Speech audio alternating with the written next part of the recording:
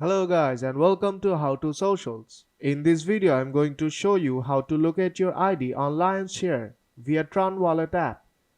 So let's start. First open the Tron Wallet app.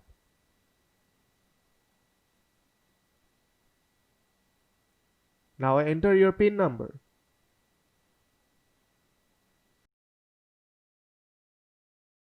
Now tap on the world icon on bottom left corner. Now enter the URL lionshare.io.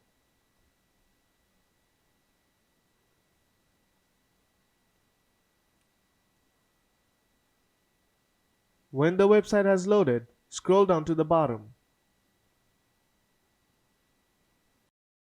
and tap on Smart Contract. Then select Tron.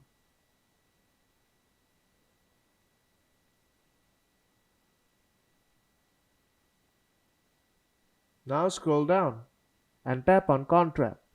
Now scroll down again. Now tap on Read Contract. Now you have to enter your undefined address. Then tap on Call and your ID will be shown here. So if this video helped you out, then don't forget to leave a like and see you in the next tutorial.